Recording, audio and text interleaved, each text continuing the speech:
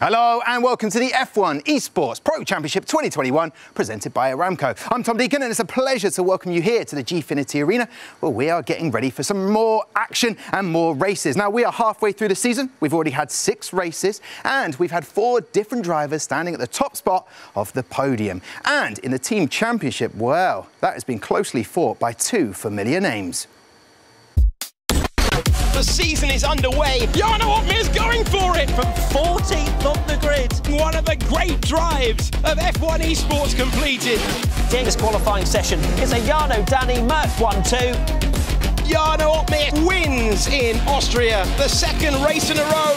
Catch me if you can. The British Grand Prix is underway. Rasmussen will take his first victory of the season. We're racing in Monza. Danny Moreno up the inside up to P2. Kiefer has dominated from the front to win the Italian Grand Prix from Jarno Opmeer. Rasmussen, the only guy in the top 10 on Inters. Rasmussen 5 seconds clear. Jarno Opmeer takes P2. What a race from Freddie Rasmussen. He took the gamble and it worked for him. It is absolutely level pegging between Mercedes and Red Bull. Could you tease this better? Could we tease this better, Matt Gallagher? No, I don't think we could. You join me in the alfresco dining area. I am joined by Natalie Pinkham and Nick Hamilton. beautifully dressed for this evening. You've gone for gold, you've gone for silver, Nick. Natalie, let's talk about what's just been played there. Mercedes, Red Bull. Oh. It mirrors the real-life world. It's incredible. It really does. First of all, great to be back. I've missed you. This and me. Has been... Well, when by you, I actually meant you. I haven't missed him one bit. But... haven't we been treated to some action? As you say, the real-world racing has kept us on the edges of our seats, and this has done exactly the same. I mean, a whole 5 points separate Red Bull and Mercedes in the real world, but this... locked in on 140 each. Yeah. Couldn't get any closer. It's brilliant. Yeah, well, it is brilliant to have you back, Natalie, I didn't say that at the top of the show. Nick, a pleasure as well. And let's talk about it because, I mean, Red Bull have got Freddie Rasmussen delivering last time out in Event 2, getting that win in Spa. He's been very impressive. Yeah, it was super impressive for the wet running at Spa. Unbelievable what he did. I would say Red Bull as a team, they've worked so well together, and that's why they're doing so well as a team generally, you know, joint first. But yeah, Freddie Rasmussen, Marcel Kiefer doing a great job for the team. But yeah, for sure, Freddie Rasmussen is the one, you know, really getting the results for them. OK, well, let's have a quick look at the driver standing to talk about this, because as you can see, Jarno Opmeer, the reigning champ, at the top, Lucas Blakely, take a bow, sir. What a season performance from last year. We'll get to chat about that in a second, but Red Bull 3 and 4 right there, and Barry Boromund, his first proper season here. Nicholas Longuet in 6th, Danny Moreno down in 7th, Fabrizio Donoso, David Tinitzer, and one name you will not see there is Brendan Lee. But moving on to the Team Championship, that's where it's all down to for the $750,000 prize pool. Mercedes, Red Bull, neck and neck. Can Mercedes break the dominance of Red Bull? Well, we will find out as we take on 2 more races tonight, and then we'll have another one tomorrow. I've mentioned Freddie Rasmussen. He has been incredible. He had the overtake at Silverstone. Then he had that tyre strategy that just played out perfectly for him, Nick. Yeah, and I was actually commentating on that race. This is the Silverstone move for Freddie Rasmussen to take the win down the outside of Danny Moreno. Last lap, it was incredible. Yeah, not really much emotion from him, which is sort of used to, but this is Rasmussen doing a fantastic job when it comes to strategy, really pulling it off. And yeah, as I said, I was actually commentating on this race. Super excited for him, but yeah, what an amazing job he's doing. And we should say that he's just 1 win away from the 10-win record, which is phenomenal. Yeah, he's been incredible. Never won a Drivers' Championship, but he has been Mr. Consistent. You did a brilliant job commentating, so did Matt Gallagher, sitting where I would be right now in the last show. But Natalie, I want to talk about Jarno Opmeer. Some call him the Botmere because he's just meticulous. He doesn't put a foot wrong.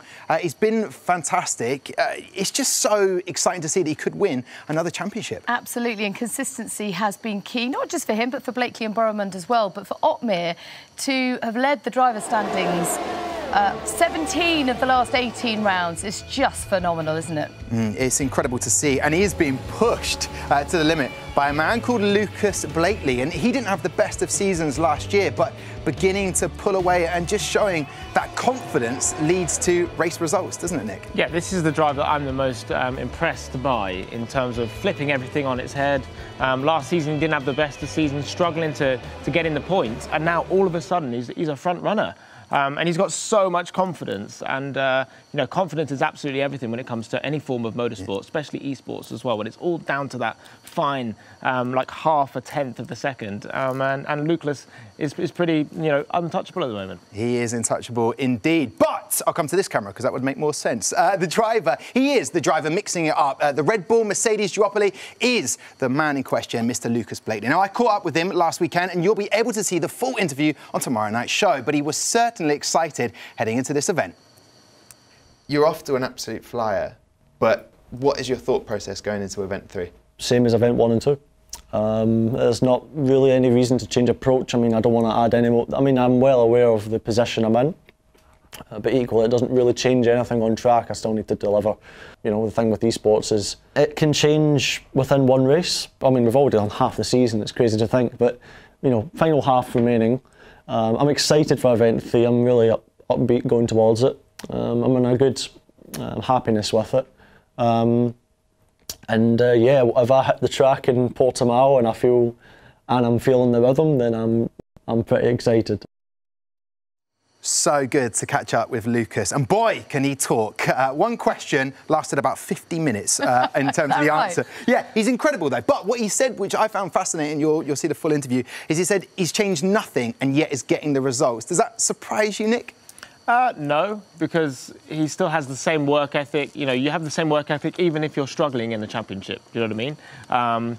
But it just seems like it's just clicking for him. And as I said, confidence is absolutely everything. So once you feel it in yourself that you can do a good job, even with, you know, just putting in the same amount of work, you know, it gets to a point where you feel like anything you touch turns to gold. But I guess getting a maiden win does build that confidence, doesn't it? There we go. Put my teeth back in.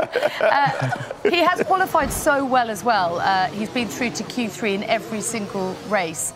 And we talked about Otmir and Burman before, but they're all three of them so consistent, the only three to be in the points at every round as well. So every time he gets another little, you know, qualifying session under his belt, he just builds and builds and builds and grows from there. But it's just turned things around for him, hasn't it? Yeah, and he doesn't seem like he's feeling the pressure. You know, he knows what he's got, you know, behind him in terms of the team and the car and the setups that he's working on.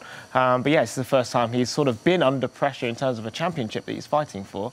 But he doesn't feel like he's fazed by it. No. I tell you what, it's time to get going with our first race this evening, and it is a debut track for the F1 Pro Championship. It is the Algarve International Circuit in Portugal, and there were some surprises in qualifying, Nick, one of which, Jarno Opmeer, out early. We've been singing his praises, and he's out in Q2. Yeah, straight away, out in Q2, unbelievable. And this is the thing I think Jarno Opmeer needs to improve on, is just his qualifying performance. So he has to do less work in the race to maximise his points. So you can see very, very upset about his performance there, but it happens in motorsport, and this is man of the moment Lucas Blakely getting the job done. This is through the middle sector, Portimao here, absolutely brand new for the game. Look at the concentration on his face, super focused, and yeah, comes across the line to get P1, another pole position for him.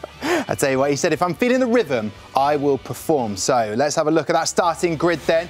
At the front, you've got David Tinitzer, the return of the former champion, in second. Danny Moreno in third. Fabrizio Donoso in fourth. The Alpine team doing very well in qualifying. Joni Tormala in fifth. Freddie Rasmussen down in sixth. Barry Boromund in seventh. Daniele Haddad helping his teammate by being in the points in eighth. Marcel Kiefer ninth. Nicholas Longue in 10th. Jarno Opmeer down in 11th. Can he get back into the points? Brendan Lee, we haven't spoken about him very much, or Danny Berezny, shocking, no points so far this season for him. And then we look down there, Michael Romanidis for Williams in 16th, all hoping down there to do some good jobs and get some points for their team. Will Haas get their first one? That will be the question. Right then, we are only moments away from heading out to Algarve to get the race underway. Right now, we'll take a break and we'll see you very soon.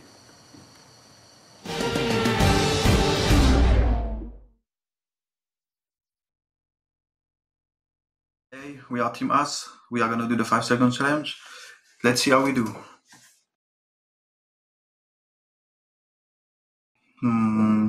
Strawberry, watermelon. Oh dear. That's fast. Current.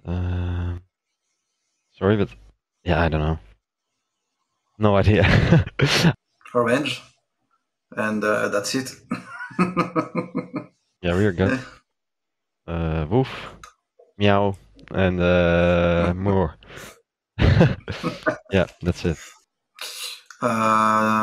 The Tower, the Queen, and the King. Oh my god. Ah, I thought we were getting on a streak. Pineapple, salami, and pepperoni. Okay, let's go. Nice. Omega, Delta, Alpha. Let's go.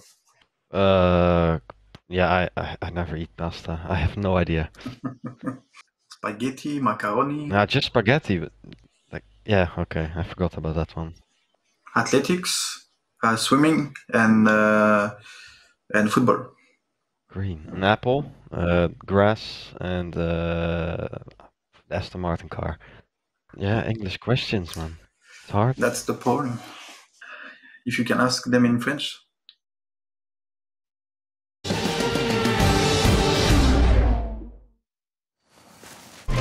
Formula One is about to return to Portugal. It could be a record-breaking day. And there's contact between Max Verstappen and Perez. They got damage right. They are now going wheel to wheel. That is so close. From the outside. Lewis Hamilton wins the Portuguese Grand Prix. Well, welcome back to the F1 Esports Pro Championship 2021 presented by Aramco. And we are heading to the Algarve International Circuit in Portugal. Natalie, you've been there for real-life F1. Yeah. What's it like? What should we look out for? So much. Got married there. What, on the track? On the track. On the track itself. Listen, this is a great circuit. It's one that all the drivers enjoy. It's undulating in nature, a bit like a roller coaster. Think Spa, the old Nürburgring. It feels as if you're going over the brink and it culminates into plunging down to the final right-hander, and all the drivers absolutely love it.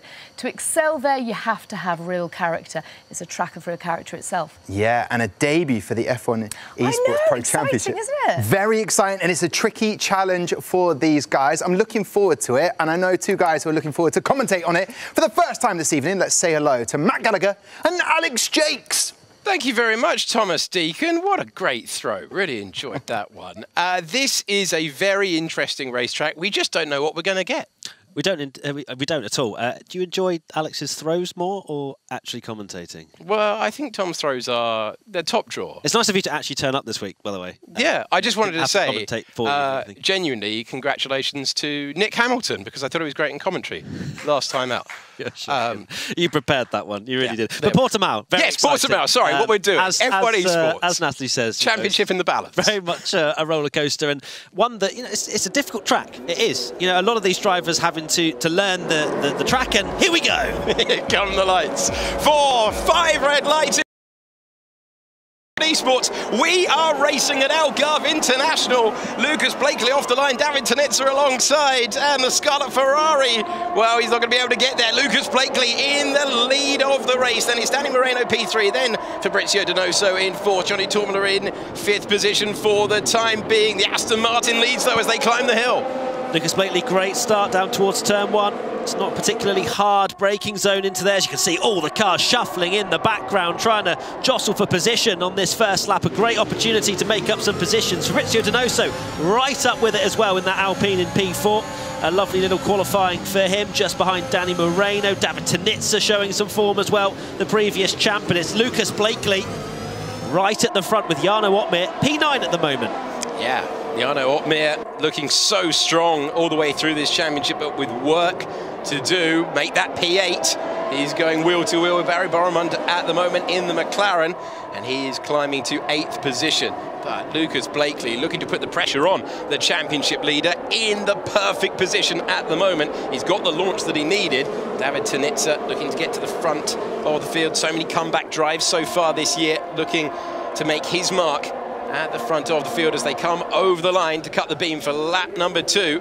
And it's Blakely with exactly what he was hoping for in the Aston, then Tinitzer, then Moreno, and running the Red Bull soft tyres at the front of the field. We go on board with Fabrizio Donoso. So we had a couple of shocks in qualifying, one of them being Jarno Opmeer, another one being Marcel Kiefer. And, well, Jarno's made some good progress in that first lap, up to P8, which I'm sure would have been very much up there in his expectations of a very good start. So P8 for him, just behind Daniele Haddad. So the Aston Martins both running quite well. Of course, the money is decided in the team's championship, so they're going to want to have both drivers as high up the field as possible. Lucas Blakely has flown that flag for Aston Martin so well so far this season, and running in P1 at the moment. Of course, DRS not available just yet, but he's looking very comfortable indeed at the moment. 7/10 clear of David Tinitzer. How hard will it be to overtake in this F1 Esports Pro Series? We're going to find out over the next 23 laps. First time ever been here, and it is yep, it is a roller coaster. Joni Tourmaler in P5. Big step forward for the AlphaTauri driver. Only 1 point scoring finish so far this year. So that represents a big change in fortune. And maybe that curveball of a track that they've not had maybe as much experience, no reference from before. Interesting to see whether that has scrambled the order, and we've got a few shocks. On board, we were. Nicolas Longuet trying to turn P10 into 9th position on the road. We're now focusing on Marcel Kiefer, winner in the last round that we had overall. Red Bull taking victory in all 3 there. Fabulous race, great contest all the way through, and Kiefer out of position compared to what he's used to. Certainly. There's a lot of medium runners in the sort of bottom end of the top 10, as that's Barry Boromund fighting Nicolas Longuet into the hairpin. It looks as though Barry's going to be coming out on top in that particular battle. But I think the highest medium runner in the field is P6, Freddie Rasmussen. But look, crucially, look at that. We do not see that very often. Lucas Blakely has broken DRS on lap number 3. Lucas is flying out there. 1.3 seconds. Lap 3, got the jump that he needed. Good first lap, better second lap. And you would normally say, okay, David Tinitzer, what's going on there? Well, Danny Moreno is 0.3 of a second away, but he's not bobbing left and right and putting huge pressure on. He might be soon. Might have an opportunity as we go onto this main straight, but it's not an obvious error in the middle part of the lap. Lucas Blakely disappearing. Here's that move for P2 then. With DRS, Danny Moreno, has he done it with the Mercedes? He's up to 2nd position. And David Tinitzer, driver we're on board with, down to 3rd for the time being. All of these drivers on the soft tyre in the top 5. And then you get to Freddie Rasmussen on the medium in the Red Bull. 2-time winner in the last round that we had. And he's chasing that alternative strategy. I wonder if Danny Moreno now can chisel inside that crucial DRS window. He's tantalisingly close, isn't he? Just under that second gap as we've got some team radio. Shall I use DRS to catch Lucas? Yes, it's crucial we catch Lucas. Crucial, absolutely crucial, and he is just within that 1 second. It's going to be very close as to whether he gets DRS or not on this lap, but Lucas looking very good. It's not as if Lucas is on a completely different tyre strategy to Moreno and Tinitzer behind. They're all on the soft tyres. Yeah, as I say, Freddie Rasmussen. I think when you hear a message like that on the radio this early in the race, it's crucial to go and get him. Please go and get him. You have to. Yeah, and Blakely knows it as well. He's getting that gap up just outside for the time being. You can see everyone else in a DRS train behind. We're on board with Jarno Opmeer, championship leader, reigning champion, man to beat. He's got an Aston ahead of him on the road in Daniele Haddad. And as we plunge down the hill to turn 1, where you hear plenty of times about extending, about track limits, it's all neat and tidy through there at the moment. Nicolas Longuet has finally got Barry Boromund. That one's a couple of laps in the making. This is the battle for 2nd position, resolved a few laps ago by Danny Moreno in the Mercedes, but David Tinitzer's regrouped. He has indeed. of course, having a couple of stabs at the DRS as well helps him to stay with Danny Moreno, who cannot seem to make any inroads on Lucas Blakely at the moment. I don't remember the last time, Alex, in a dry session, a normal race, where the leader's just driven away from the rest of the pack. It's unheard of, and look at how different the lines are into this corner. I find it really interesting, the differing driving styles of Tinitzer and Moreno there. But you don't tend to see it. Lucas Blakely is like, you know what, I'm going to take this championship fight to Jarno Otmir, and he's going to capitalise on quite a difficult qualifying session and early part of the race for Jarno.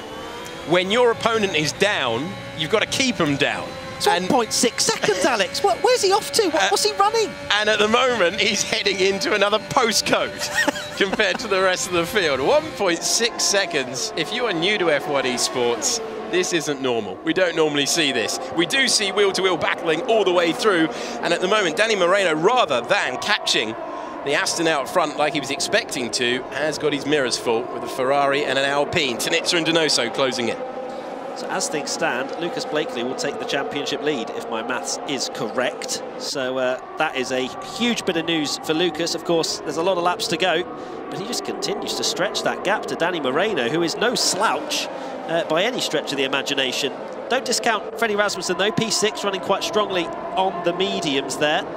As we take a look at David Tinitzer, who seems quite happy to just sit behind Danny Moreno. Clearly didn't have the pace of Lucas Blakely, who's currently in the lead. We've had a couple of early pit stops from Sebastian Job and Philip Brusneder, one of which has a penalty, unfortunately.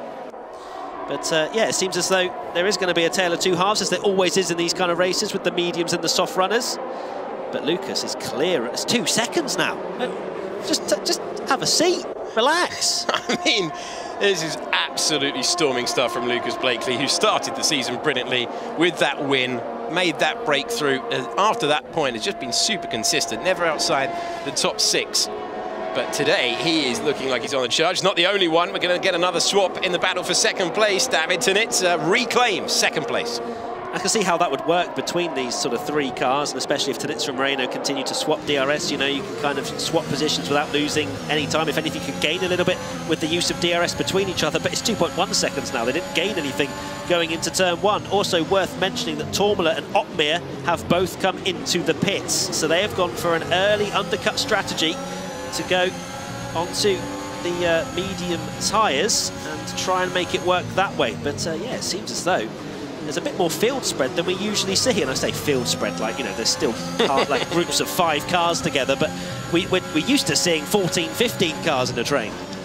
Yeah, these guys can't afford to battle too hard, given the aggressive undercut that's been attempted by the driver who was in 5th place, Joni Tormula, and the driver who was behind him on the road, championship leader Jarno Otmir. So they are now hoping that they've got a bit of space. Tormula's got a little bit of clear air in front of him.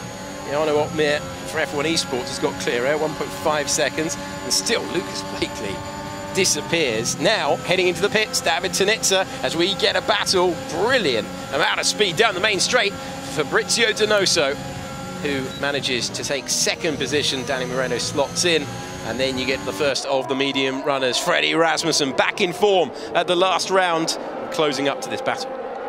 He is indeed, just playing it patiently as Freddie, as he always does, and trying to make those medium tyres work so we can go on the offensive in the second half of this race. Let's hear from Lucas Blakely.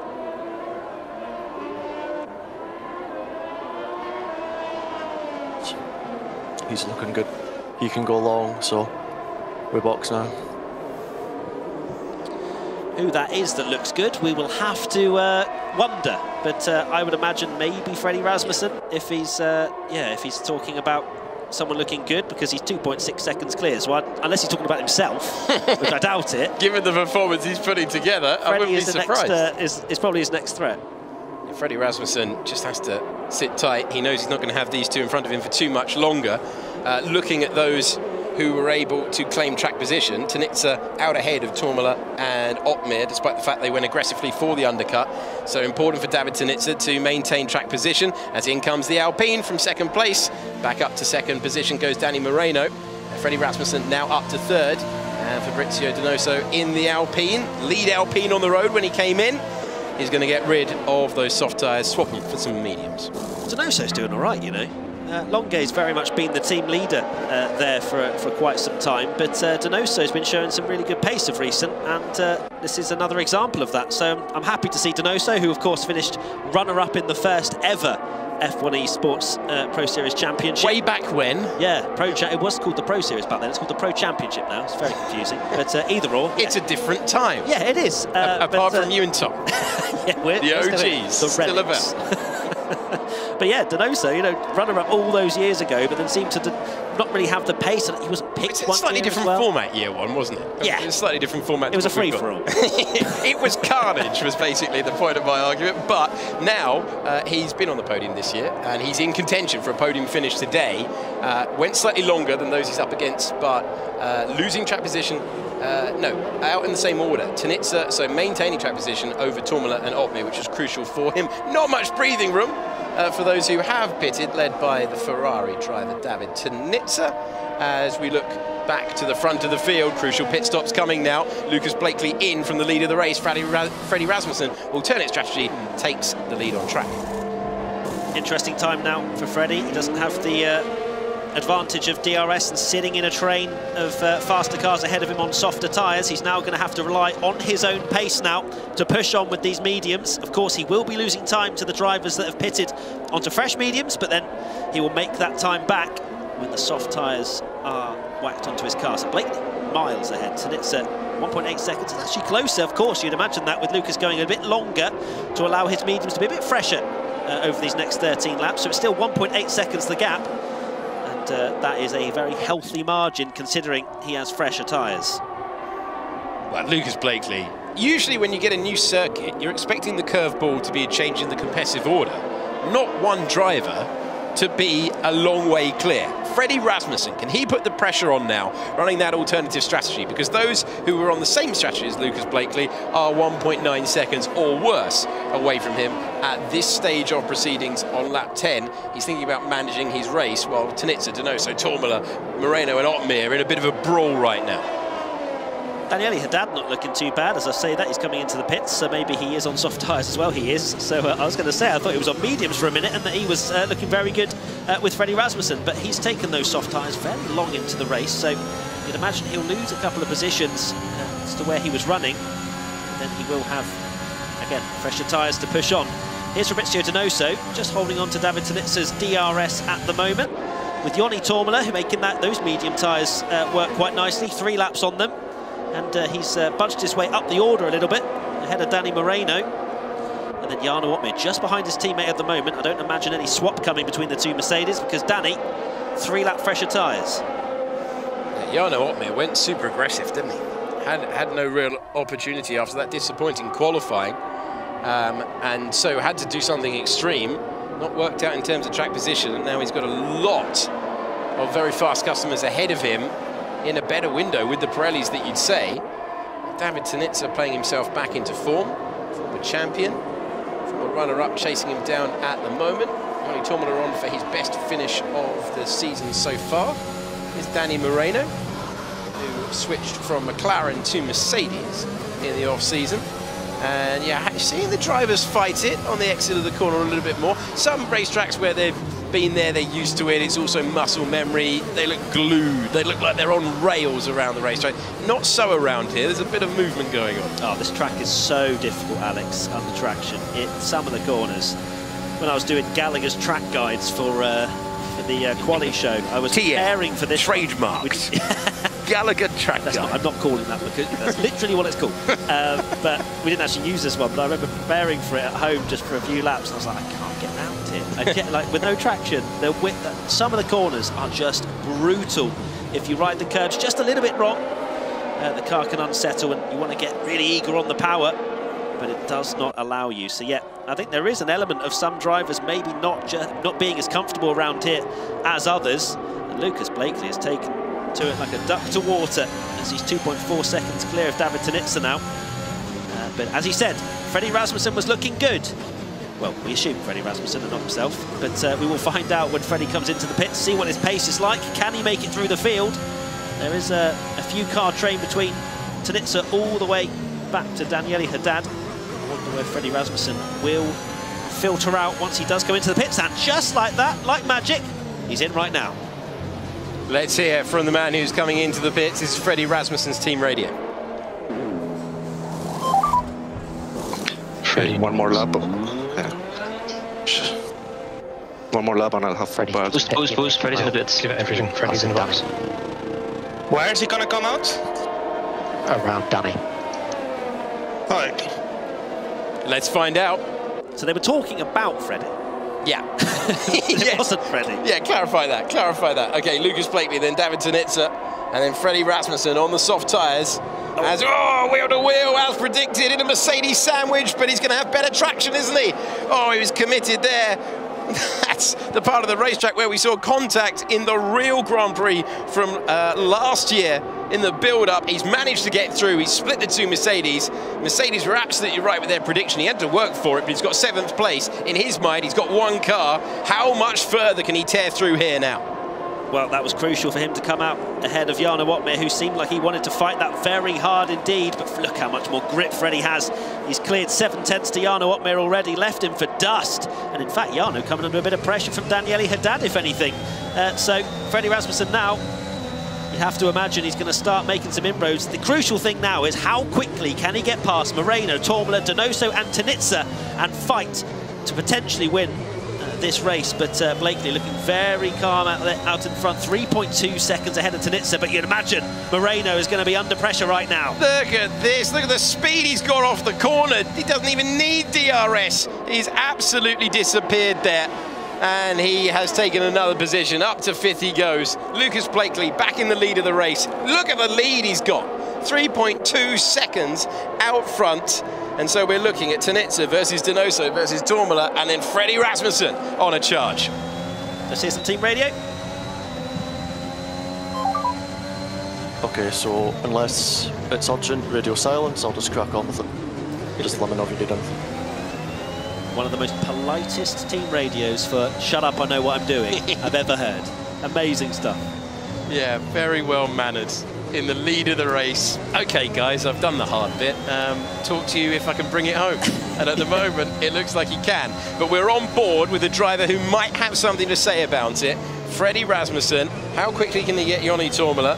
Joni Tormola, sometimes you just wonder where's this come from? Sometimes he looks absolutely phenomenal. Other days, you're looking at where he is in the order, but it's a better day for the Finnish driver. But Freddie Rasmussen's got the compound of tyre that you want at this stage. And how quickly can he make the moves? How early can he make the moves? Off that corner, he seems to be right now in another league to everyone else. It's going to be another position gained. Freddie Rasmussen did all the hard work on the medium tyre. He is attacking on the soft, and he's up to P4. Yeah, you make a great point about Tormola. Sometimes he'll just turn up and you'll go, where's this pace come from? Yeah, makes it to Q3 in the top 5, loving life. And then other times you think, where's it gone? Very, very strange. But you get that. That shows, that underlines the effort that everyone else is putting together. It's good to see him back at the front of the field in the top 5. And can he maybe take advantage now as Rasmussen is so methodical. He's got such a high baseline that he's almost ticking off the corners now, waiting for another one of those slam dunk moves that he makes on the main straight. He knows he doesn't need to do anything dramatic. And then it's a question of what can he do up against the Aston out front. David Tinitzer using different parts of the racetrack. Fabrizio Donoso knows he's under pressure, getting very attacking right now. These two ahead on the same tyres. Yeah, Donoso has to go on the attack to Tinitzer because he knows he can see Freddie Rasmussen on his sticky, fresh, soft tyres behind, wanting to make a move as well. So I wouldn't be surprised if Donoso tries to make a move on Tinitzer into turn number 1. So this is going to be a big DRS tow for Freddie Rasmussen. Up through the gears, flat to the floor. Tinitzer, Donoso. Tinitzer's having to defend, but when he does defend, he simply waves the Alpine by as a change for P2. Donoso now up to 2nd position, and he is having a fine day as Rasmussen begins now to show us some ducking, some bobbing, some weaving, trying to make the move earlier than his favoured main straight location. Yeah, this is massively crucial for Rasmussen. You can tell he's getting a little bit eager behind the steering wheel, as Tinitzer, I think, has made a little mistake into the hairpin. That's going to give Rasmussen a brilliant opportunity up the hill. So Freddie Rasmussen using the car at a different part of the racetrack. Doesn't just have those slam dunk moves out of the final corner. He's taken a place on the podium. This is brilliant stuff from the driver who reignited his title bid last time out with 2 wins in the last 3 races. But does he have enough time to do anything about the P2 man? The answer to that seems to be yes. Does he have anything to do? Does he have any time left to deal with the Aston out front? Well, that might be a different story because it's 4.1 seconds. Or, to put it in real world terms, an hour. It's ridiculous. Joke, isn't it? It really is. I'd imagine Freddie is going to go full attack again. Full deployment of the energy. Needs to dispatch of Donoso now and get after Blakely. Race on. Game on. Through goes Freddie Rasmussen. Donoso will fight with Tinitzer for the final place on the podium. But that strategy has worked brilliantly. Can he do anything about the 4.2 seconds to the race leader? All of the hard work from Lucas Blakely. That's why he wanted radio silence. That's why he wanted to be left to it. If you leave it to him today, he's done enough to have a huge advantage going into the latter stages. Brendan Lee up against Jarno Opmeer in the battle for 7th place. We go on board. Brendan Lee's got the soft tyre on. Jarno Opmeer not having a simple day by his lofty standards. He's on the back foot. Meanwhile, Lucas Blakely is in a literal league of his own. 4 seconds. 4 seconds in this day and age where we had qualifying earlier today where 7 drivers were within half a tenth. Bizarre. What's happened to Lucas? I genuinely don't know. It's incredible to watch and probably one of the drives of the season in terms of pace. Can he hold off Freddie Rasmussen? I mean, there's lap 17 of 23. Freddie hasn't got that many laps to do it, but if any man can, I think Freddie can. Yeah, those medium tyres. 7 laps old for Blakely, 4 laps old in a few moments' time for Rasmussen. There you go, fastest lap of the race as he tries to close him down. Further back, another Redwood soft-shod runner trying to close down, but up against the DRS train. A little bit of confidence on the brakes from Brendan Lee. This is the race leader in the Aston Martin, the driver who got us up and running at the start of the year. He's on his own. Look at him.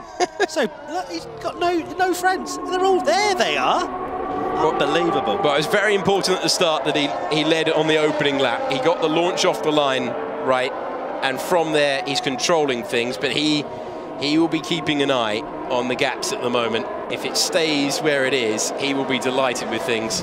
And Rasmussen will be using all of the soft tyre he's got underneath him and a bit more. And Lucas Blakely on course for just his 2nd win in F1 Esports. Dominant win at that. And Freddie Rasmussen trying to get on terms, take win number 10 in the Pro Championship. Danny Moreno is trying to do something about Joni Tormala. This is a battle for P5. Have to do something. So, of course, Mercedes are fighting Red Bull currently in that team's championship. Freddie scoring 18 points at the moment. So any points and places are crucial for Moreno and Opmeer to try and make a move. Moreno especially. 3-lap younger tyres than Joni Tormala ahead. He's going to really want to get through, but unfortunately for him, Joni also has the advantage of DRS because he's behind David Tinitzer. If anything, a bit closer to David Tinitzer than Danny is to Joni. Excellent stuff at the moment from Blakely out front. Rasmussen's got that gap down to 3.5 seconds for a second, and then it disappeared back to 3.6, but it's static at the front. It's the DRS train further back. Donoso looking to return to the podium for the first time since that inspired run in China earlier this year. Been up and down, out of the points on only one occasion. Hasn't competed in all the races, but having a very fine day indeed for the Alpine team. David Tinitzer, a former champion, didn't have the year he was expecting last year, looking to bounce back. Been more about comeback drives. Can he do anything about that final place on the podium? He's looking for it. Right now down in 9th position in the championship, having come off the back of that pole position that turned into P3 last time out. I was just thinking about a problem that some of these F1 Esports drivers have. Go on. Imagine, you're telling your mates about something, although Joni Tormala looks like he's about to do a move, as I'm about to do a story time, but that's fine. Let's take a look. No. So, you come up, you speak to your friends. We now return. Yeah, it's not really story time, it's a hypothetical situation. Story time in that colour. You speak to your friends, you go, had a pretty poor race around Portugal, finished 3 seconds off 3rd. And they'll go, oh, where you finish? 15th. Yeah. Yeah, and that does underline. How do you pick yourself up? Well, Blake, oh, late on the brakes there, sends one. Is it going to work? Yes, it is. Danny Moreno, can he squeeze his rival on the exit of the corner? No, you get better momentum. Wide of that, it's very, very tight.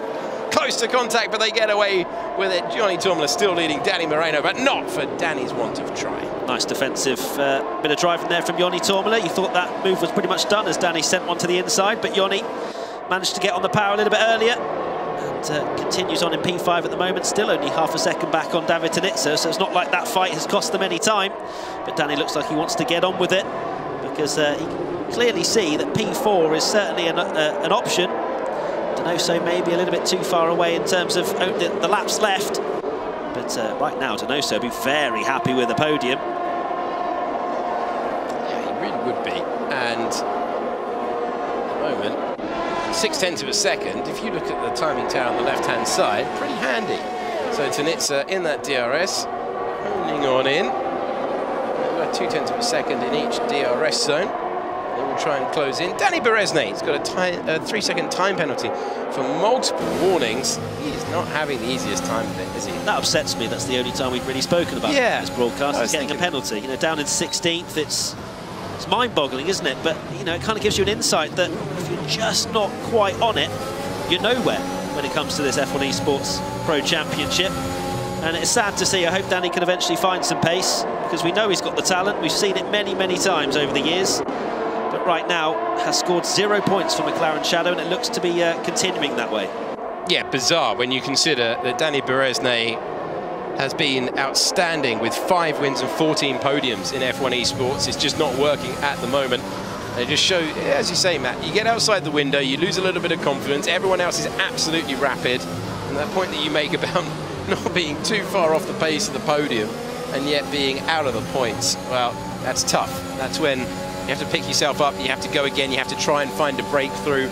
Those are the sort of days that Lucas Blakely was having week in, week out before this year, and now look, it's absolutely outstanding from him. Further back though, getting very, very close between Donoso and Tinitzer as we continue the battle for P3. I have to get going, mate. I know, but I can't. I mean, look, Tormala has the light. That must be one of the most irritating team radios. Just get on with it, mate. What do you think I'm doing? Come on, mate, what's going on? Yeah, just pass them, it's not that hard. Come on, 10 to podium, let's go. Easy.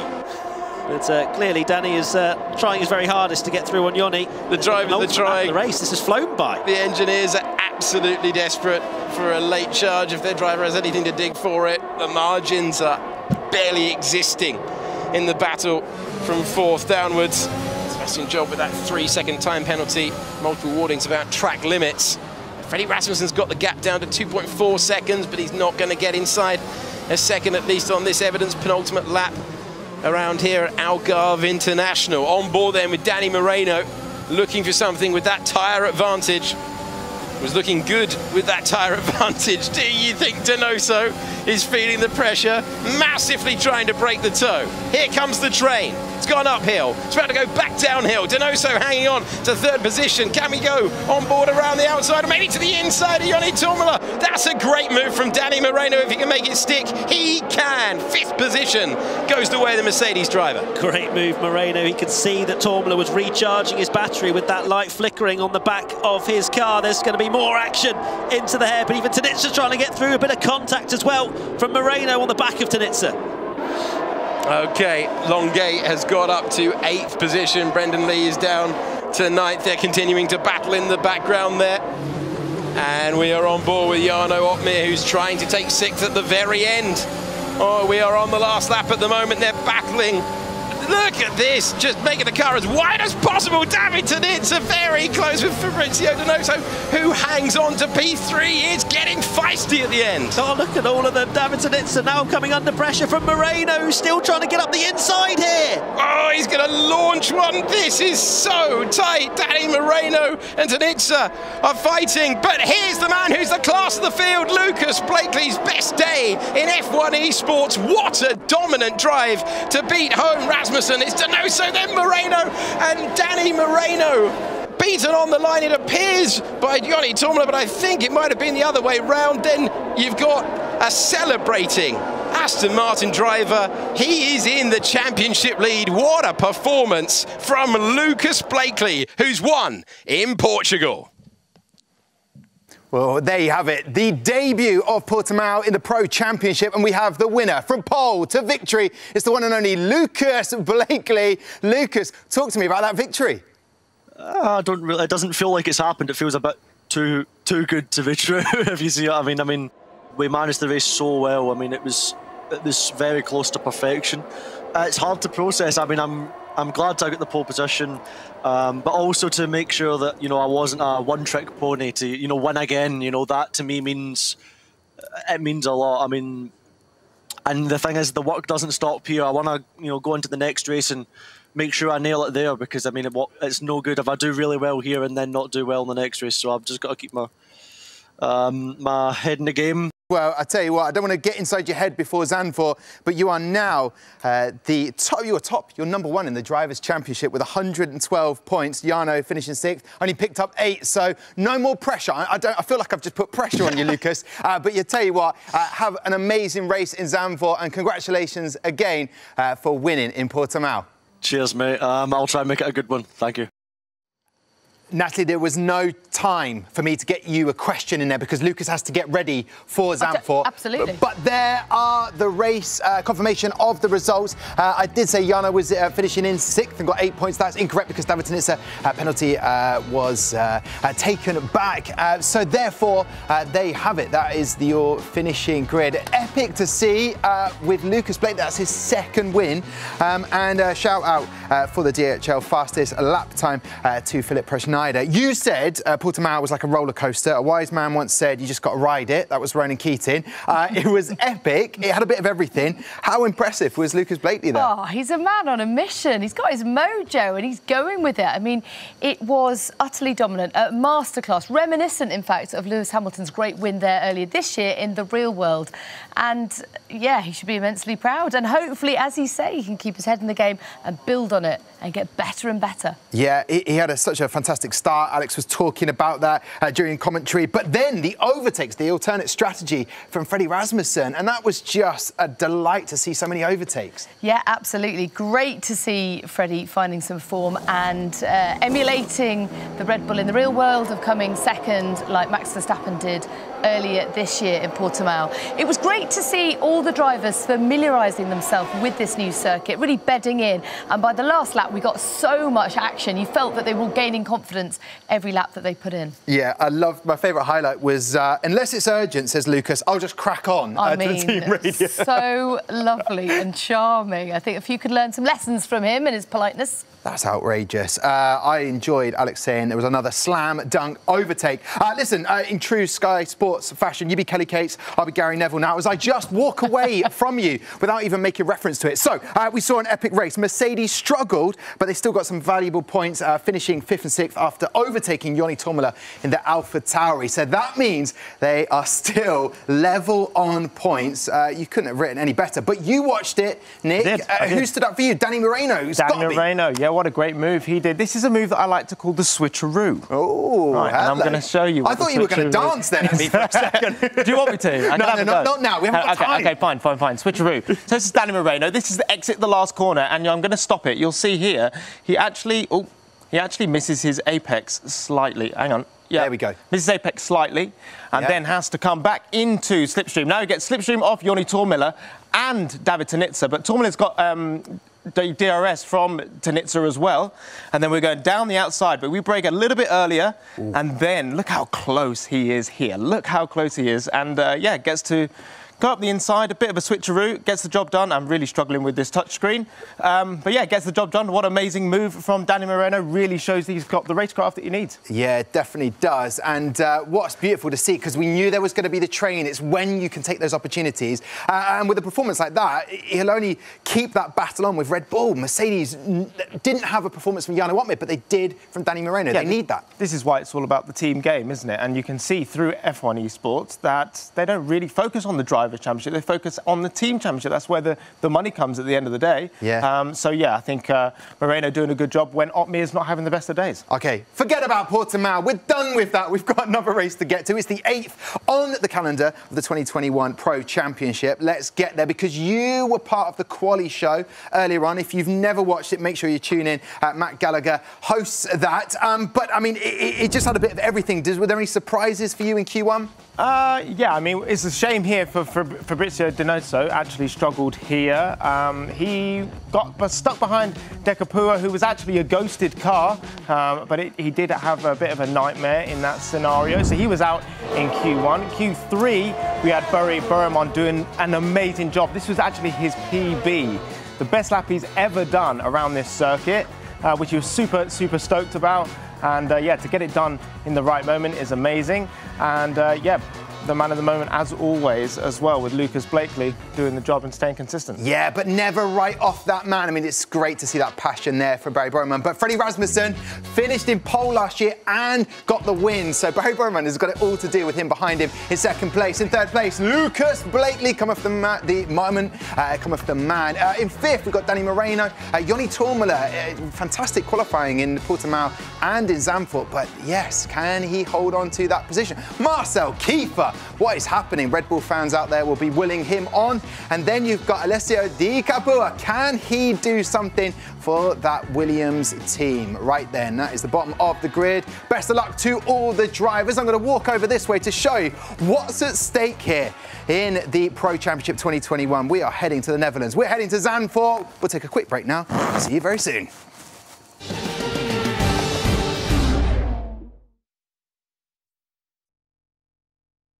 Hello, we are Haas of One Team and we're gonna do the teammate challenge. Let's see how we bring on.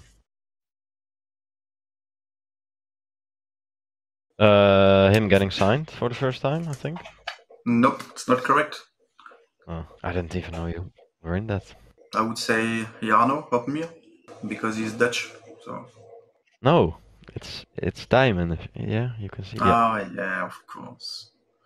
You could have known that. Of course. No, something like music, maybe. That's movies, cinema in general. Well, there's music in movies, right? Pineapple? That doesn't even belong on pizza. Salami. So also a Netflix series. Then in that case, maybe Lupin? No, I like that one, but that's not the one. Okay. My favorite one is Blacklist. Oof, that's a tough one. Drive. Saving Private Ryan. Just 5 seconds ago, since that's my favorite movie now. I never watch movies, so I don't. Yeah, maybe Spain. No, that's not fine. America, I don't like America. hot with America. Yeah. Yes, correct answer. He was a student. Yeah, it's correct, but yeah, I still am a student, so. That was an easy answer. Yeah, that's not very good, is it? But it's a hard game. So, yeah, it's pretty hard. Yeah, let's see how the others do.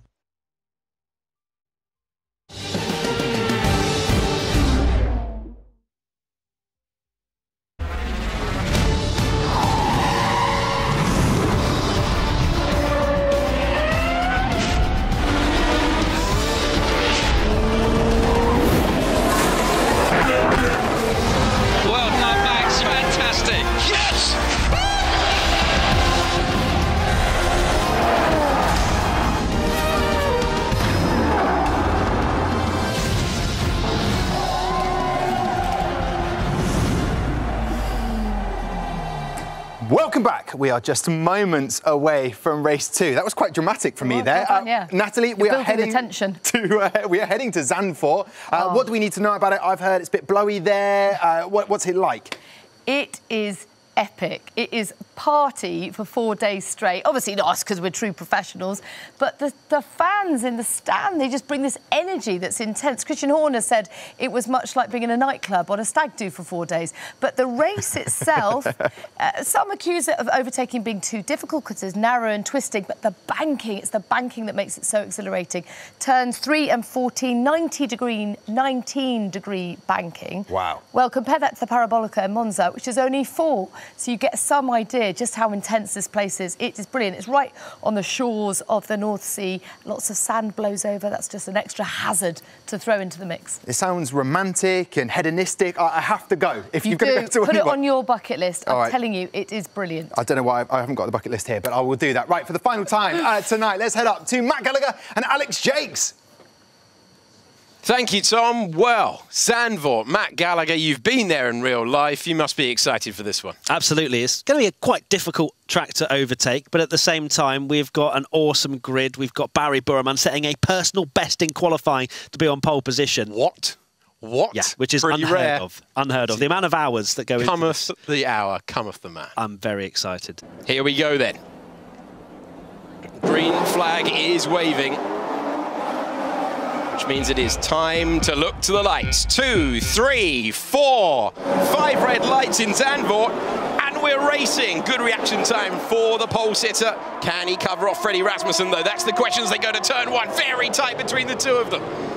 Pinched at the inside, and it's a good amount of traction for the Red Bull, who is momentarily in the lead, but these opening corners, you can't get clear. So we'll go into the bank, turn 3, and Barry Burman is ahead, but only by fine margins as they nearly bang wheels. And this is high-speed stuff with Sipos behind now. Who's going to be brave here? Who's got the momentum and got the lead? It's Freddie Rasmussen, who takes it on the opening tour of 25. Barry Burman, well, he gave it everything, but he couldn't hang on, and it's Sipos who's up to 3rd ahead of Lucas Blakely. Yeah, great little battle there between Rasmussen and Burman. Freddie did not want to let that one go, even though it seemed as though Burman was going to be the driver to come out on top.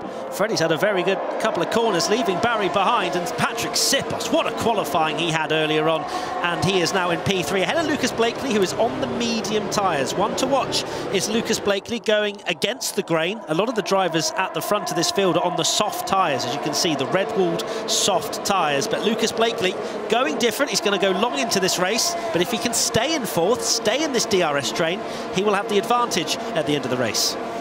So Freddie Rasmussen knows the task ahead of him. He knows what's required, and he is desperately trying to break away from the DRS train. We've got that strategic element, the yellow flag. Idowu's dropping all the way down to 20th after a Q3 appearance once again for Josh. He's now last, so I wonder if he's had some sort of incident. At the first turn, this is a racetrack where you've got to be super brave to make a pass. You've got to be willing to risk your race, but if it goes wrong, it can send you to the very back, and that's where he is right now. So one McLaren very much at the front of the field, the other one at the back of the pack, but crucially continuing. There's quite a lot of gravel here. There's a few corners where you can escape with a little bit of tarmac, but there is gravel here if you're even wide for even a moment, and that can put you further down the order. Joni Tormala is racing his Alpha Tauri to the sort of almost miniature stadium section that you get with the chicane, and so impressive to see how accurate these drivers are as we're beginning to get that familiar feeling. Sometimes around other racetracks you don't get the train. This is one where in real life you get the train. The train is coming, Matt Gallagher. The train has well and truly formed between P1 and P20. They are all within 1 second, despite Josh having that problem.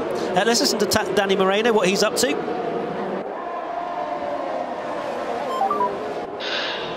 Just don't use too much getting past Blakely, because we need her. It's crucial to have her around the pit laps.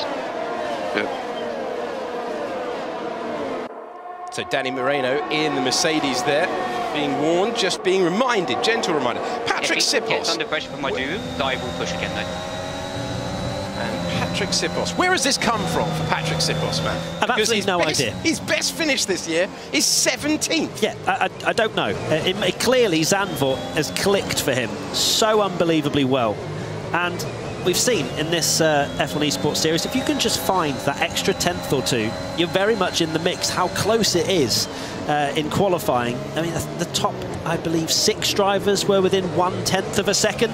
But Patrick was one of them, and he's very much in the mix. Now he's settled in, you know, he can use DRS just like the other 19-ish drivers, although Alvaro Carreton has just dropped out of that 1 second. Alvaro, no! I know, he's ruined the train. Oh, the driver's in the pits already. Very, very early on.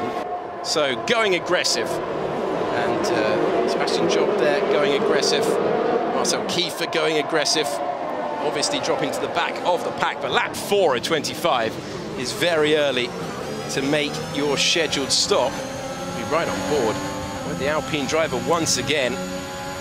Nothing you can really do around this part of the racetrack. We've seen some masterclasses from Red Bull in the past. Austria comes to mind as a strategic masterclass where they both traded ERS to allow them to defend from Jarno Otmir behind. That was Rasmussen and Kiefer in the Red Bulls. But this time, Freddie Rasmussen, just like he did in Silverstone, I suppose, he has to do it on his own. Marcel Kiefer had a poor qualifying by his standards, starting P12. He is one of the drivers to pit early. He's going for something very different, because I guess if you don't do something different, you will just stay in this train. It's very difficult to overtake. Barry Burman is the only one to really have any sort of opportunity to the car ahead, because Freddie Rasmussen does not have DRS to use and defend. But Freddie is a veteran of this series. He knows how to defend a lead, as we have a few more drivers in the pits, Moreno and Tormola. And clearly, going onto the medium tyres early is what a lot of the drivers think is the best way to go. Yeah, fascinating to see where they emerge in relationship to Marcel Kiefer and Sebastian Job, who decided to come in very, very early on. And then you've got the Mercedes of Danny Moreno back out there, and then Tormola. So he has got the head of the field for those who have stopped for the time being. Up front, it's half a second on the same compounded tyres. And Lucas Blakely will just be happy to settle into the train and stay there on the alternative strategy. You can see the tyres there on the left-hand side. Sipos with a big opportunity. Looks like he's got a good run off this corner as well. See, just can get close, but not close enough as he tries to follow within the dirty air of the McLaren in front. Barry Borman trying to respond to having lost his pole position off the line. Fantastic opening lap of the race, where they were barely separated at any point. And Freddie Rasmussen used all of his experience. He's going to go in, he's going to see track position.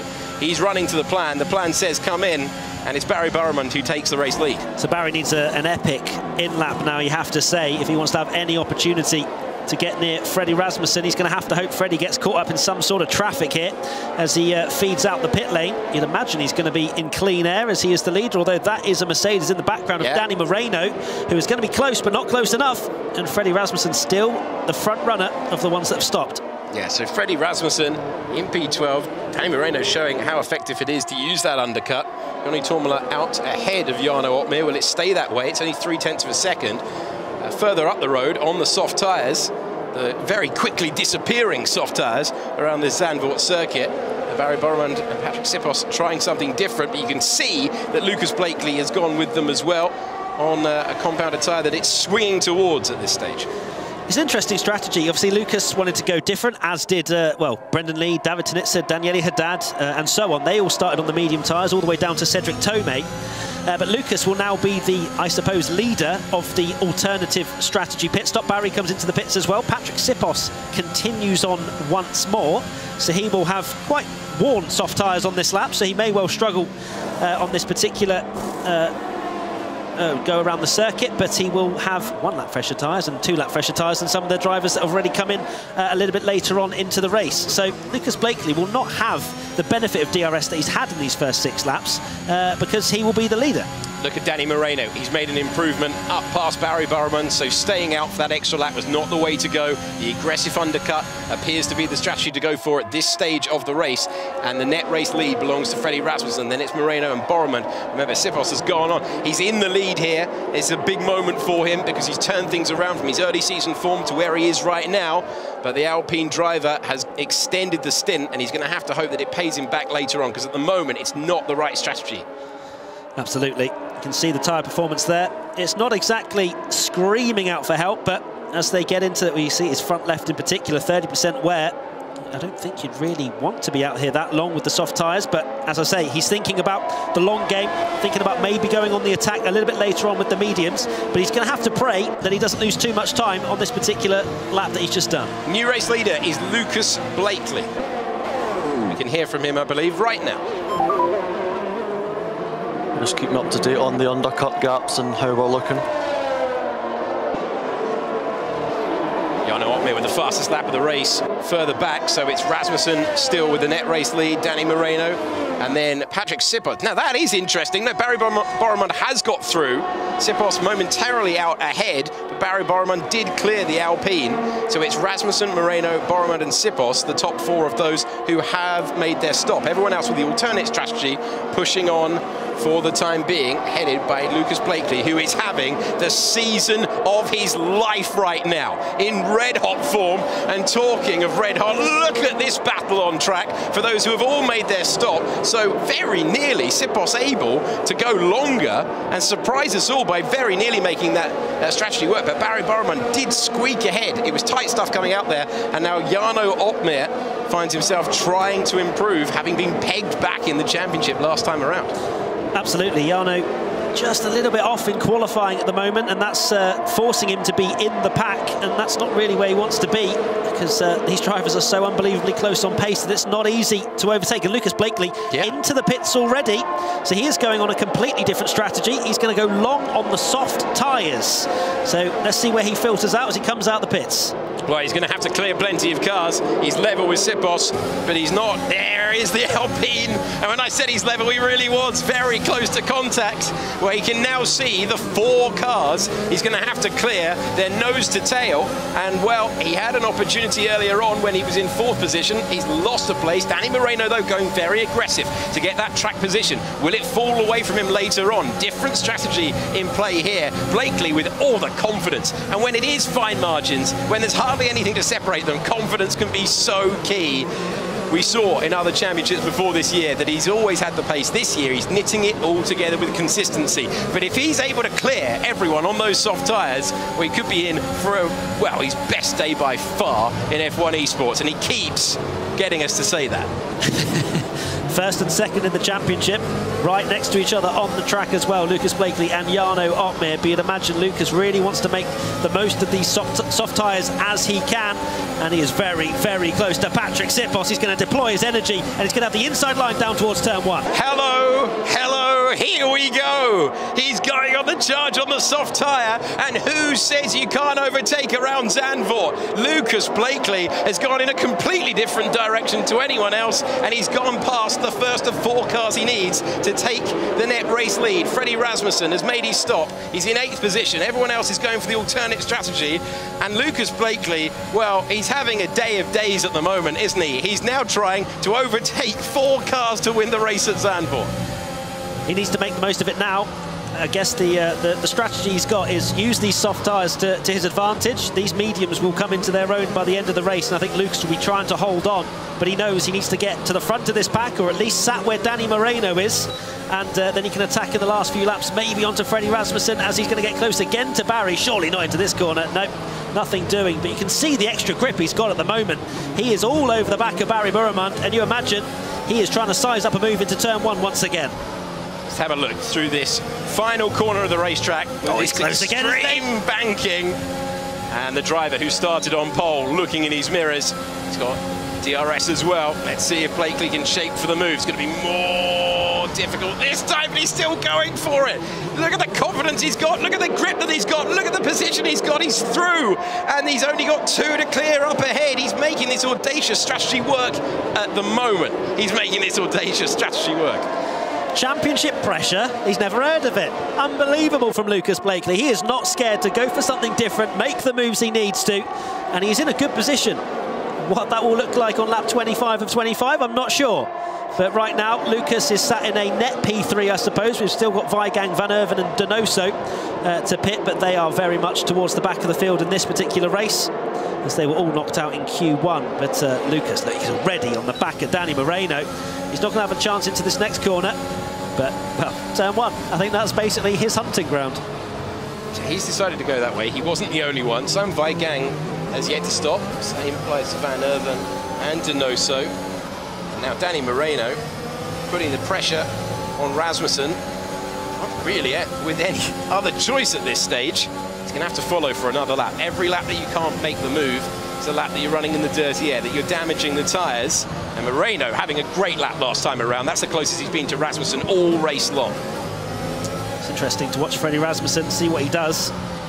Will he want to lead all the way into the end of this race, Or will he almost allow Danny Moreno to go through so he can sit in the tow, save up some more energy, and then go on the attack, similar to what he did to Danny Moreno at Silverstone. You know, I'm sure Danny's probably trying to do the opposite this time round.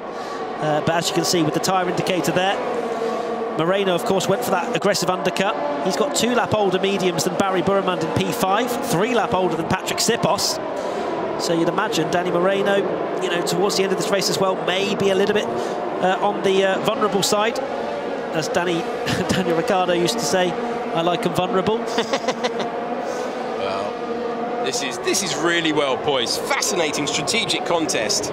And sometimes at Zandvoort, you really need a fascinating strategic contest, because if everyone goes the same way and sits in the train, you get very nervous commentators running out of things to say at this stage.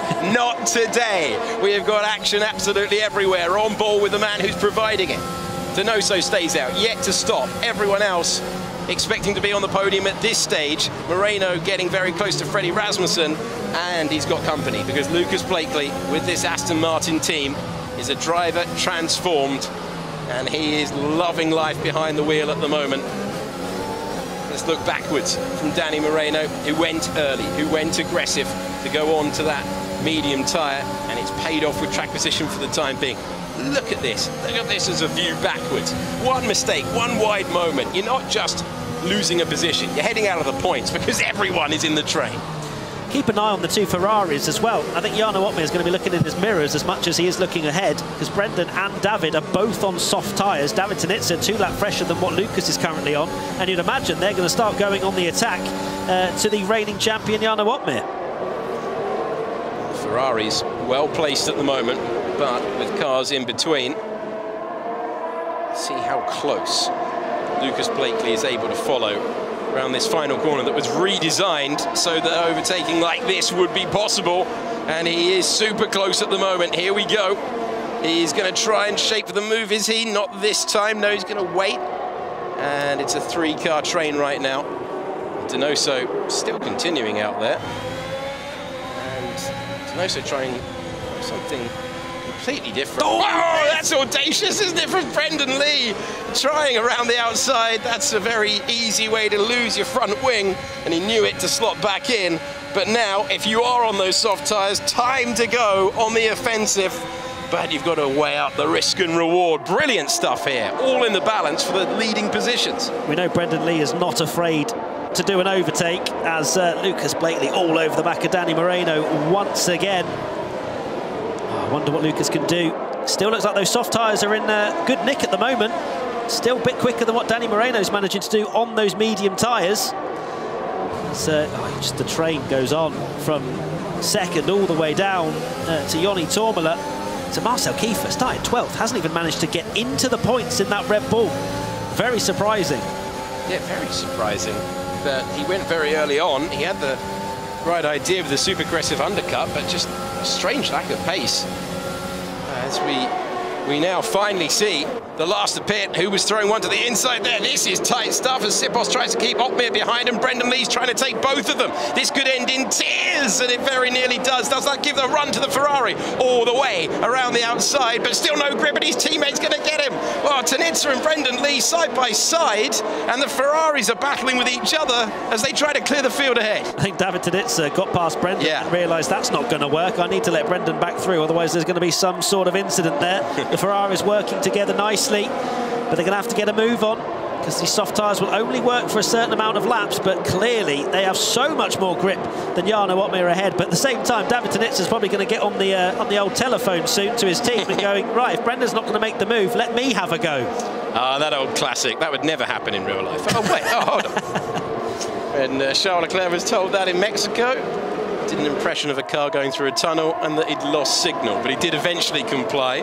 Ferrari's working nicely at the moment. Back for the battle for the lead. It involves Freddie Rasmussen, Danny Moreno, and the driver we're on board with, You can hear that beep. Says you've got DRS. Can Danny Moreno go for the move? Is Rasmussen about to think tactically? He's not bothering. Danny's not. Oh, here's a man who is full send to the inside. And now you've got the game of brinkmanship. Will he be prepared to be late on the brakes? No, he's going to have to back out. And every single lap that you run on this tyre and you have a half look and a half move, it is compromising your race. Not only the race of Brendan Lee, but David Tinitzer as well. This is so finely poised. This is what I want to see. Brendan Lee, two-time champion, versus Jarno Opmeer, the reigning champion. Brendan's like, I'd like to have that back, please. Have to do a lot more in the Drivers' Championship. I think he's probably quite very much out of it. But it's great to see Brendan fighting Jarno Opmeer. And he is not scared to try and overtake, as I say. And, well, Jarno can't seem to do anything about Patrick Sipos ahead. I mean, he tried, but didn't manage to get through. Well, Jarno Opmeer, the reigning champion who switched to Mercedes. Brendan Lee making way, going to Ferrari. Narratives absolutely everywhere you look. But Freddie Rasmussen has been there and done that. If he could start a season effectively, Freddie Rasmussen would be a multiple champion in the drivers category. But he has taken Red Bull to multiple championships in the teams category, and he's got so many talented drivers right there with him. How long can Danny Moreno bear to follow that Red Bull? He's being pushed all the way by Lucas Blakely. Are we going to see the pendulum swing? Are we going to see that soft tyre advantage disappear and head back the way of the mediums? Does that make a late, semi-desperate move more likely from the soft-tyred runners? I think that's... There's 19 questions for you. I'm going to just say to all of them a definite possibility, Alex, because you're just seeing that Lucas maybe just can't get as close to Danny Moreno as we have seen. He needs to really be within sort of a 10th and a half around that final corner in order to have a go. But you can clearly see down the straight, Danny Moreno does not want to pass Freddie Rasmussen. You can see he has DRS, closes up to him very quickly, but does not pass him. I wonder how Freddie's feeling. Let's find out. Maybe it makes sense to be second for a while. Yeah, but he's not going to overtake. And if I slow down, I'll get double overtaked. Yeah, probably. Who is Peter? Moreno. Gotta defend with your life, I guess. There you go. That team radio started off as team tactics and finished off with defend for your life. Yeah, literally. It's like, well, if I lift off, there are, well, goodness me, all the way down to 16th is in the same DRS train. Yeah, synchronized swimming, you don't want to risk it. You could easily find yourself heading out of the points. If you're not on the same page, the driver doesn't realize what you're doing.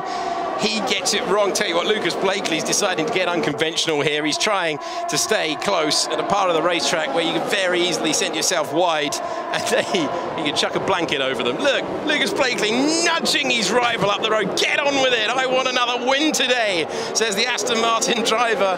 He knows that tyre advantage might fall away. 18 and 25 in F1 Esports, there's a long way to go yet. That's the thing, though, is, you know, Danny Moreno is in the pound seats at the moment, but Lucas Blakely fancies sitting in it, because right now Lucas is not going to win this race sitting in P3 on the soft tyres that are starting to potentially fall away a little bit. But Danny doesn't want to pass Freddie, but he's going to have to watch his mirrors, because Lucas is going to try a dive bomb. Oh, here we go. Here we go. He's finally decided now's the time. Does that leave him vulnerable? It does. But the driver on soft tyres is boxed in. Danny Moreno takes the lead. Has he opened the door? Has his worry come true? No, he's just about been able to defend from Lucas Blakely. Now the tactics begin. Medium runners working together, and still crucially Blakely, driver we're on board with in P3. So Freddie must have slowed down so much on the straight that Danny Moreno was like, well, I'm going to have to pass you here, otherwise Lucas is going to come flying through. So there's some serious games going on by Freddie Rasmussen at the moment. I absolutely love this. Yeah, because get this wrong and you throw away a victory and you kick yourself all evening when you've done it. Get it right and you look like a genius. Absolutely. And that is the balance that they're going for, because so much of this game is hours put in. But now, when the pressure's on, when you've got to call the tactics in real time, has Freddie Rasmussen made a mistake? We will find out. I don't think so. I think Freddie, if he can sit there... Well, we've seen him do this before, haven't we? Yeah, he knows exactly what he's doing. He's going to save up his battery. He's going to just use his DRS for that speed advantage down the straight, save up his battery, and then use it to get right on the back of Danny on the penultimate lap. It's worth mentioning as well, David Tinitzer has got through on both Jarno and Patrick now. David Tinitzer up to P5. They're still fighting into turn 1. And he's passed. He's got past. So David Tinitzer making progress. Brendan Lee in 9th place, glued to his teammate at one point. But David Tinitzer suddenly able to make his way through.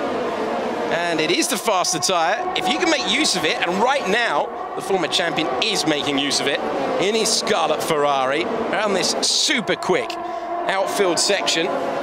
Before the infield, you start scrubbing off the speed. It's all about the traction. Is that where he can start using all of the advantage of this soft compound tyre? This corner here, you take so much speed out of it, but it's about closing that gap. There isn't really much of an opportunity. They're waiting for turn 14 for the time being. Moreno, Rasmussen, Blakely, Boromund, and the driver you're looking at the moment, David Tinitzer. Brendan Lee, let's take a look at what he's been up to. Let's have a look at this replay then. So, all the way around the outside, trying to get through on Jarno Opmeer. Oh, there's a collision. Ah, there you go. Was there a little bit of a touch from David Tinitzer there, I wonder? So Brendan Lee on the outside, and he was in the wrong part of the racetrack as a result, and then through went David Tinitzer taking the place. We're back to live pitch. This is Lucas Blakely trying to clear Rasmussen, who is playing the long game, the tactical game. Lap 21 of 25. Does Blakely go? Tell you what, done my winning for the day. Or does he go again? You can unravel your race with the wrong decision of that part of the racetrack. That was eager. That was eager, wasn't it? He's trying. He knows that Freddie's just holding him up enough that he can stay in P2, save up that battery, and then fight Danny Moreno for the victory on the final lap. But Lucas wants to get involved.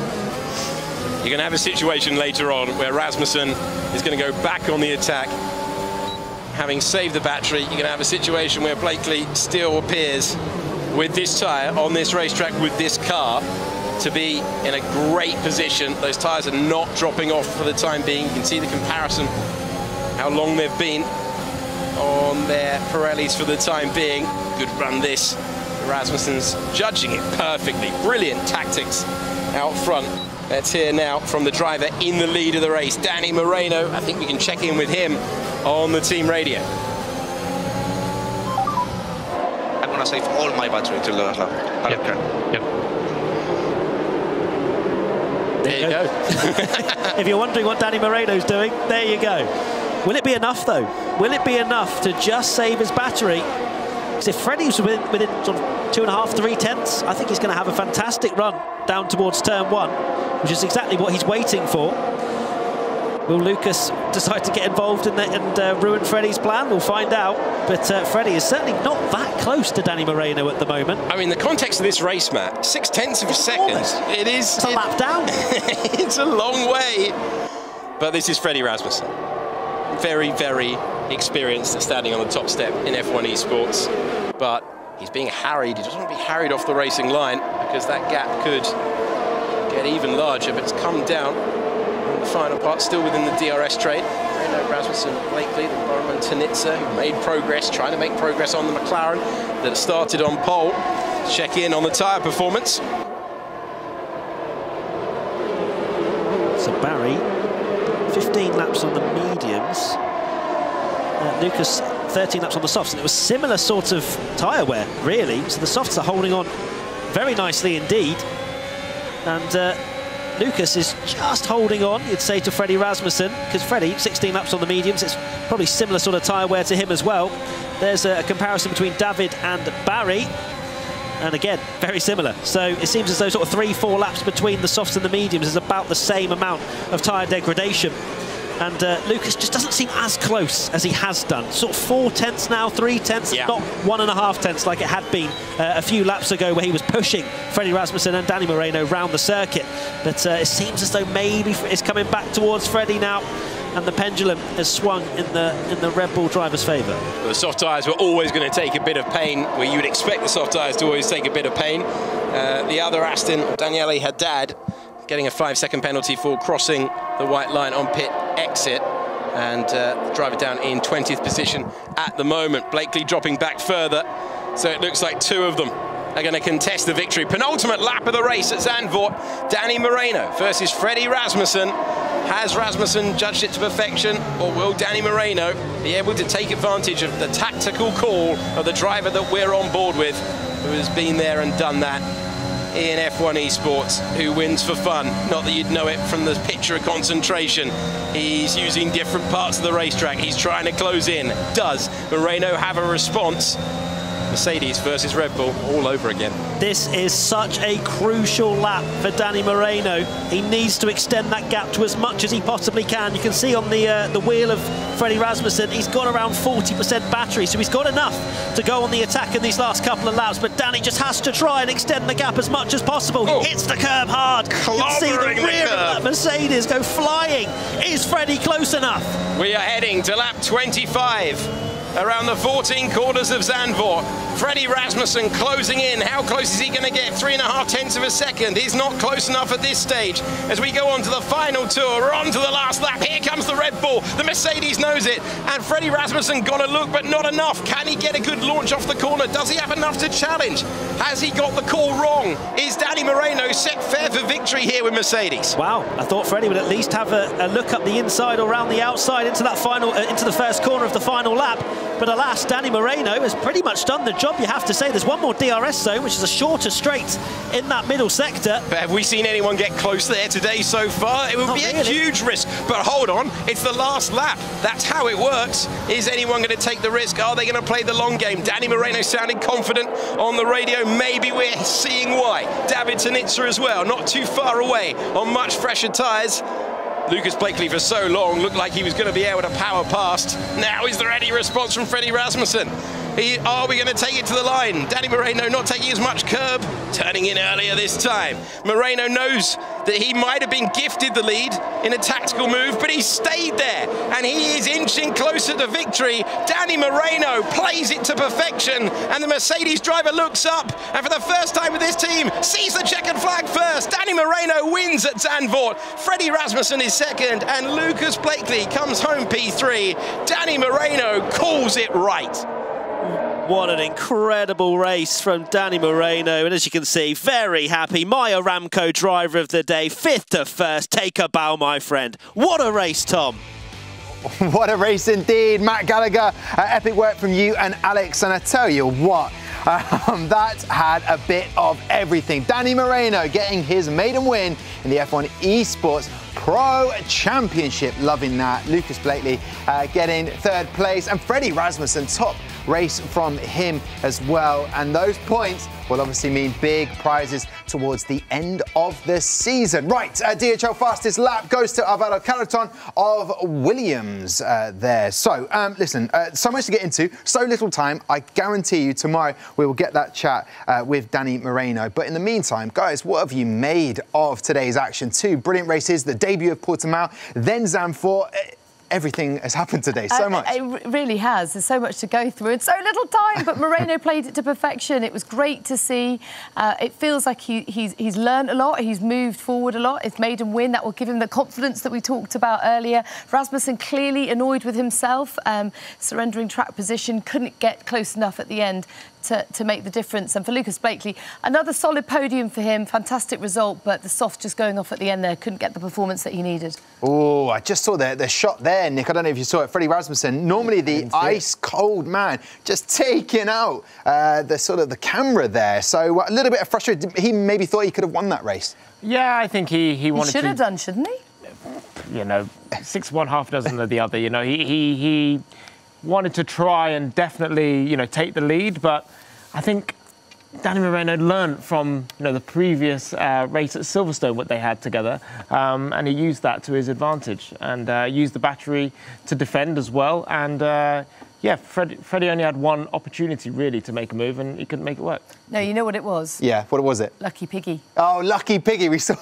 we saw that in the screen. We will talk about that more tomorrow. I guarantee. The pig? Will we? We'll talk a whole show about a pig. Come and join us. No, I want to talk about this. Mercedes Red Bull in the team championship coming down to the wire.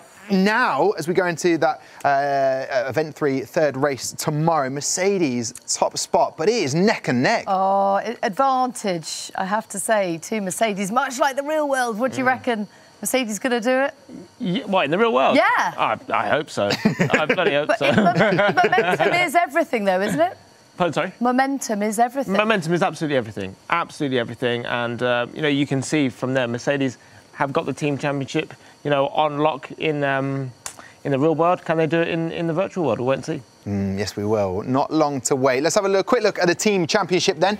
Here it is, Mercedes, top of the pile on 191 points, and then Red Bull not far behind on 179. And because of Lucas Blakely getting so many good points, 136 points. So it'll all come down to tomorrow. You're thinking, is that it? No, Tom. That is only the end of Event 3. We'll be back in December. Will Haas get a point tomorrow? I do not know. But there you go. Ocon scored Alpine's first win in Hungary. Can you steal the win in Lewis's W12? Right, here we go. That is it from us this evening. Just time to tell you that qualifying for the 2022 Pro Series is now open. Nearly 500,000 of you entered last year to take part this season. Head to the F1 Esports tab on your F1 2021 game and get racing. We're back tomorrow, as I say, for the 9th race of the season at the Circuit of the Americas. Things get underway with qualifying at 3:30 p.m. and then we are live at 7:30 p.m. Right then, this evening's races we'll talk about tomorrow, and then we'll have the Circuit of the Americas. Thank you very much, Natalie.